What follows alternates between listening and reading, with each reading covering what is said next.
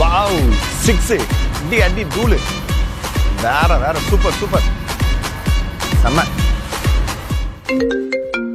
இவன் எதுக்கு இந்த நேரத்துல கால் பண்றான்? சொல்லுங்க மேத்யூ. அப்படியா? இப்போவே வேணுமா? அர்ஜென்ட்டா? சரி ஓகே. சண்டே கூட ஒரு பிளே நீங்க வர மாட்டானுங்க, மேட்ச் பார்க்க விடுறானுங்களா? சரி.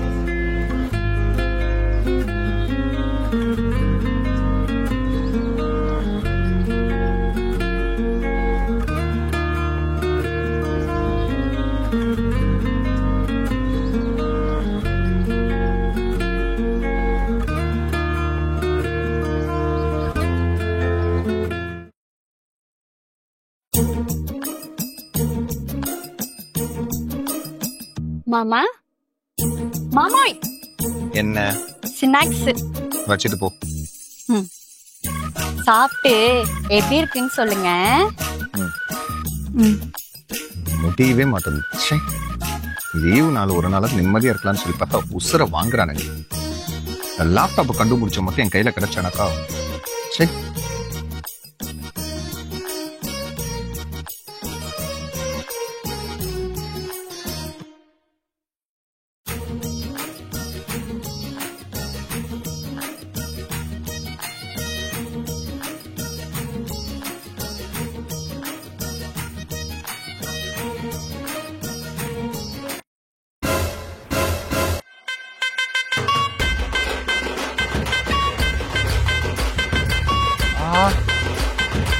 அடியே அடியே மாமா இங்க வாயேன். என்னாச்சு மாமா? ஆமா, இந்த டிஷ்ஷுக்கு பேர் என்ன? ஏன் மாமா ரொம்ப நல்லா இருந்ததா? இத என் கையாலேயே செஞ்ச மாமா. இத யாருமே செஞ்சிருக்க மாட்டாங்க. ஏன் யூடியூப்ல தேடினா கூட இந்த டிஷ்ஷ கண்டே பிடிக்க முடியாது தெரியுமா? அப்புறம் போதும் போதும், இந்த டிஷ்ஷுக்கு பேர் என்னன்னு சொல்லி கேட்டேன். எப்படி பண்ண, எங்க கிடைக்குன்னு உன்னை கேட்கல சரியா? ஆமா, இப்ப சொல்லு, அந்த டிஷ்ஷுக்கு பேர் என்ன? இத பால்லே செஞ்சதுனால பால் கட்டி பணியாரம். என் பல்ல கட்டி வேண்டிய நிலைமை வந்துருச்சு. பால் கட்டி பணியாரமா? இன்னும் என்னென்னலாம் பண்ண போறாளோ?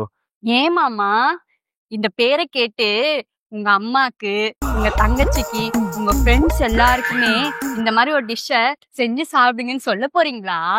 எதுக்கு? அவங்களாம் என்ன செருப்பால் அடிக்கிறதுக்கா? அப்புறம் எதுக்கு மாமா இந்த டிஷ்ஷோட பேர் கேட்டீங்க? இத சாப்பிட்டுட்டு இருக்கும்போது அப்படியே கீழே மேல போய் நான் சேர்ந்துட்டேன்னா அங்க இருக்கிறவன் கேட்பான்ல என்னத்தை தின்னுட்டு வந்தேன்ட்டு. அப்ப அதுக்கு பேர் தெரியணும்ல சொல்றதுக்கு. அங்கேயும் போய் திரு திருன்னு முழிக்க கூடாது பாரு, அதுக்குதான். சரியா? போ, நீயே போய் கொட்டிக்கோ.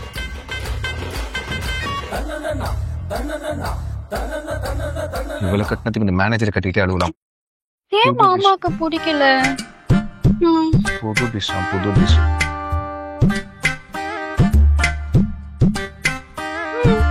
நல்லா தானே இருக்கு. என்ன கொஞ்சம் கெட்டியா இருக்கு, அவ்வளவுதான். ஒருவேளை மாமாக்கு பல்லு கொஞ்சம் வீக்கா இருக்குமோ? என்னது? ஒண்ணுமே மாமா.